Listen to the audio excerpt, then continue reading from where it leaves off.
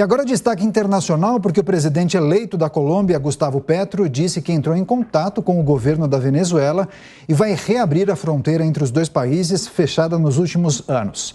E apesar de se distanciar das esquerdas mais radicais da Nicarágua e Venezuela, Petro simpatiza com o progressismo do ex-presidente brasileiro Lula e do chileno Gabriel Boric e prometeu normalizar as relações com o presidente venezuelano Nicolás Maduro. Especialistas estimam que a aliança com os Estados Unidos pode sofrer abalos. E o Ministério das Relações Exteriores do Brasil parabenizou Gustavo Petro por sua eleição na Colômbia. Já o presidente Jair Bolsonaro não foi tão complacente e se limitou a classificar o político como um guerrilheiro da esquerda.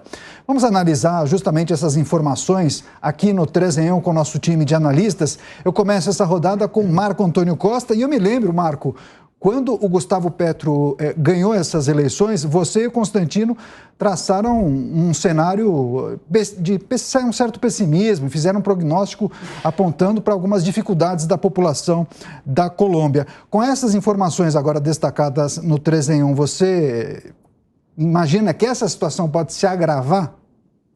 Eu acho que só vai se agravar. Eu não acho que tem nada de positivo. Uma coisa é ser diplomático, uma coisa é você ligar para o presidente, falar, olha, relações comerciais serão mantidas, vamos aí... Reaproximação com Maduro. Agora, quando você fala em líderes de esquerda tentando se interconectar, eu olho para isso com medo pela vida das pessoas que estão sob o domínio desses líderes, porque... A premissa básica da esquerda, Daniel, é, primeiro, desinformar. Eles não estão preocupados com a busca pela verdade ou a informação. Eles querem desinformar porque a única coisa que vale, a única finalidade que eles têm é se perpetuar no poder, justificando que os fins que eles almejam, justificam qualquer meio que eles podem empregar ou utilizar para se manter no poder. Então, quando você pega, por exemplo, o primeiro discurso que ele fez, falando de soltar jovens bandidos, falando de confiscar armas, falando de tirar a arma da população, você vê que é a mesma retórica utilizada por todos os líderes comunistas ao redor do mundo. Não muda nada. É um livrinho de regras que eles vão ticando. Então, vamos lá, desarmar a população. Aí ele fez também um discurso recentemente falando sobre limitar a propriedade das pessoas, limitar o acesso das pessoas à propriedade. Tem tudo a ver com o quê? Você consegue lembrar, MST, MTST, mesma coisa, mesma praxe. Aí você vê lá, poxa, então ele tá relativizando o direito de propriedade, ele está relativizando a possibilidade do povo se defender armado. Aí o que mais? Aí começa a interferir na liberdade de expressão, interferir nos meios de comunicação. Lula fala isso aqui o tempo todo. Vamos regular Só que usam eufemismos, né? Vamos democratizar o acesso às redes sociais. Vamos democratizar a informação. Antes eles falavam em democratização da informação, porque não tinha rede social. Agora que democratizou sem precisar do Estado, aí eles falam, não, a gente precisa combater o discurso odioso. Nós precisamos afastar fake news, extirpar as fake news. Como que nós faremos isso? Não, a gente vai fazer criando regras. Aí eles sempre vêm com regras mirabolantes que só vão servir, claro, aos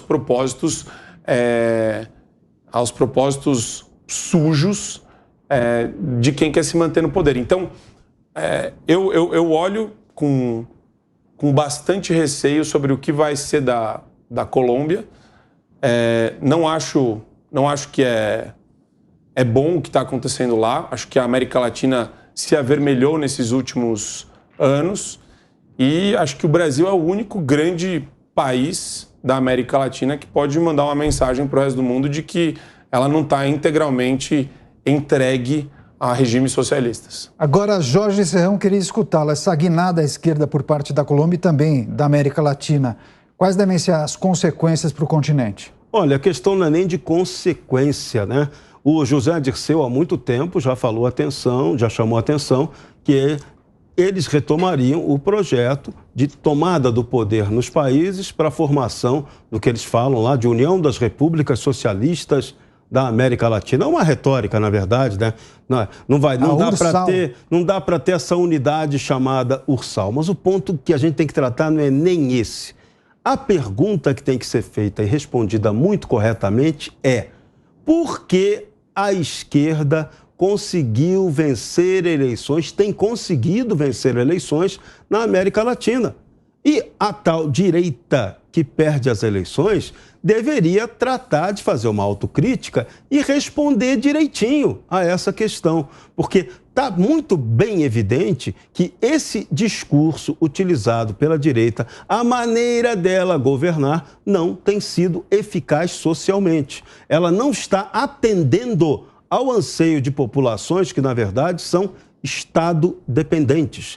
Não é que o discurso liberal seja ineficaz. Não é que o governo não tenha só um discurso liberal e não uma prática liberal. As populações é que não são liberais na América Latina. Elas são Estado-dependentes. A população brasileira é extremamente Estado-dependente. E para esse tipo de público, o discurso de esquerda, o Estado vai te ajudar, vai resolver a sua vida, é perfeito. Cai como uma luva, tem efeito eleitoral direto. Então, os candidatos ditos de direita, conservadores, têm que avaliar a eficácia do discurso deles, que está se demonstrando falha, está se demonstrando muitas vezes truculenta, ela não consegue somar.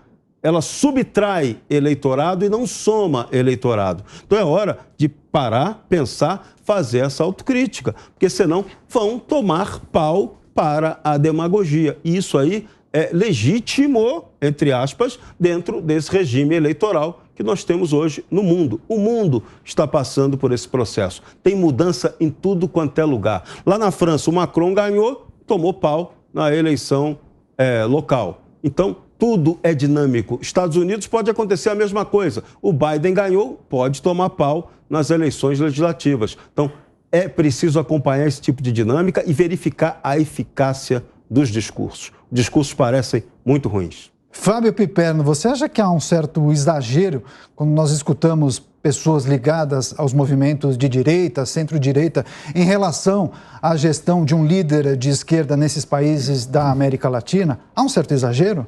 O Marco, por exemplo, ele tem um discurso de direita golpista da Guerra Fria, né? De Guerra Fria. Ele me chamou de golpista. Dos anos 70. É um discurso parecido com o que se fazia aqui no Brasil, nos tempos da ditadura, o fantasma aí do comunismo. A Argentina, no tempo da Guerra Suja, né? Jorge Rafael Videla e aqueles militares todos, Galtieri, enfim, Reinaldo Bignone. Presidente guerrilheiro depois, tá legal, né? Você vai elogiar presidente guerrilheiro. Eleito pelo voto. Esses todos que eu falei são bandidos golpistas. Guerrilheiro. Por exemplo, bandido golpista, feito Médici, Costa e Silva, isso é uma coisa. Gente eleito pelo... Exatamente. Gente eleito pelo voto é outro. Juan Maria Bordaberry, lá no Uruguai, outro lá da ditadura. General Hugo Banzer da Bolívia, esse não queria ir embora nunca, era um negócio maluco. Alfredo Stroessner do Paraguai. Nossa, América do Sul toda. Mas aí vem, então, o período de redemocratização e, a partir disso, Marco, de fato, ocorreram muitas vitórias da esquerda. E vou falar um negócio para você. A exceção vem da Colômbia, e a gente já vai falar dela. A forma mais fácil de um partido de esquerda chegar ao governo aqui na América do Sul é ter um governo de direita antes. Todos foram muito ruins, destruíram todos os países, aí vem um governo de esquerda, alguns bons, alguns não tão bons, alguns ruins. Aí tem de tudo, né? Venezuela foi um desastre, mas no Chile foi um grande êxito. No Brasil, de 2003 a 2010, foi muito bom. O Chile você acha que está sendo um grande êxito? O governo começou agora, né? Vamos esperar um pouquinho. Você viu o caos que está instalado lá, não? Que caos. Caos é o Equador. Equador, inclusive, ontem teve mais invasão e tal contra o governo conservador e tal. Mas aí, em relação à Colômbia, eu queria chamar a atenção para o seguinte. A Colômbia, e já falei aqui, se existe um país da América do Sul onde a esquerda ficou sem merecer chegar ao poder por muito tempo, esse país foi a Colômbia. Colômbia que acabou, infelizmente para ela, sendo alvo da ação de muitos grupos de guerrilha, querendo, inclusive, em muitas situações, derrubar governos legalmente eleitos, governos institucionalmente eleitos, Mas você vê, na Colômbia, o grupo do presidente atual. Bom, aí que está o negócio, Marco. As pessoas não... do presidente então, atual. Mas aí que está um político como ele. Fatos, não, eu né? não esqueço. Ele foi. Aliás, eu não esqueço. E você está com memória curta, porque eu disse segunda-feira aqui. Ele foi, sim, de um grupo do M19, um grupo de guerrilha que cometeu muitas ações terríveis. Só que tem uma coisa... Crimes, matou 100 pessoas quando invadiu a Suprema Corte. Tinha grupo paramilitar bandido que matou também. Matou. Colômbia tinha. Mãos sujas de sangue. Igual aqui no Brasil, a turma que vocês apoiam, né? Os assassinos da ditadura. Porque a ditadura do Brasil foi assassina. Ustra foi torturador. Eu gosto de lembrar sempre isso aqui. Mas aí, só para finalizar, então, a Colômbia... ela tinha muitos motivos para jamais votar na esquerda. E aí, o presidente mais à direita, a principal liderança da Colômbia, de direita nos últimos tempos, foi o presidente Uribe, Álvaro Uribe. Você sabe o que o presidente Uribe fez hoje, Marco? Conta aqui pra gente. Então eu vou contar. O presidente Uribe, estou até com o tweet dele aqui, o presidente Uribe recebeu um convite de Gustavo Petro para conversar. O ex-guerrilheiro com o ex-presidente de direita. E o presidente Uribe responde aqui, ó, agradeço o convite, temos visões diferentes sobre a mesma pátria, e no segundo tweet ele diz que o que importa é a Colômbia. E eles vão conversar, porque a Colômbia mostrou, inclusive nesse último processo eleitoral, que ela é muito mais civilizada que o Brasil. O presidente, o candidato derrotado, 10, 15 minutos depois, ele reconheceu a vitória. O Uribe vai receber o Gustavo Petro. Você imagina se essa coisa, o traste que nós temos aí, receberia, por exemplo, Lula ou Ciro Gomes? Claro que não. Claro que ele vai tentar... agora, você está jogando Búzios. Não, ele não vai, ele vai tentar golpe, Marco. Ele vai tentar golpe. É o futuro incerto. Não é da índole dele. Não é da índole dele. Jesus. Então... palmas à Colômbia, boa sorte ao presidente Petro e, olha, meus respeitos ao ex-presidente Uribe, que vai, então, para esse encontro, quem sabe, de dar um passo a mais rumo à pacificação desse país tão importante que hoje é a segunda maior economia da América do Sul. Rapidamente, só para fechar esse assunto, Felipe Pena. Olha, eu acho que o Piperno tocou no ponto mais importante da eleição na Colômbia, que foi o imediato reconhecimento do candidato derrotado de extrema-direita da vitória de seu adversário.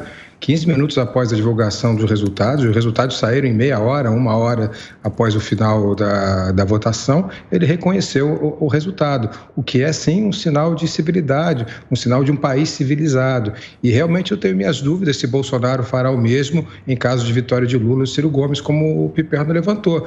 E isso é fundamental para uma democracia sadia, para uma democracia segura, para um país civilizado. É isso que a gente espera. E só para fechar o raciocínio, Daniel, é muito importante que a gente não trate esses conceitos que, em certa forma, são em algum ponto abstratos, como direita e esquerda, e mesmo o Serrão aí falou sobre as possibilidades de discurso da direita, que são possibilidades de discurso que são limitadas por dependência do Estado, pelo que quer que seja, a gente não fique em bases estanques de não reconhecimento da pluralidade de ideias e principalmente dos resultados democráticos. É importante que a gente aprenda com a Colômbia e que a gente aprenda principalmente com essa civilidade que o candidato derrotado na Colômbia teve ao aceitar a derrota 15 minutos depois da promulgação do resultado. É importante também que o Tribunal Superior Eleitoral e o Supremo Tribunal Federal não interfiram nas políticas públicas emanadas pelo Poder Executivo, que eles respeitem a liturgia do cargo que eles ocupam, que eles não ajam de maneira ativista, que eles não falem em fake news como se fosse um crime tipificado, que eles parem de legislar efetivamente, que é o que eles têm feito. É preciso que os poderes sejam harmônicos e independentes entre si. E só tem um poder transgredindo isso hoje no Brasil.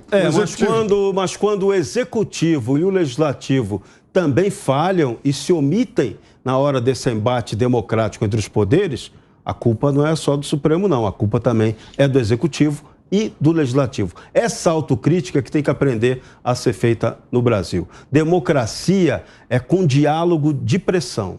Se não for isso, não tem democracia. Mas eu não gosto de culpar a vítima também nesse caso, porque a culpa que vamos lá também.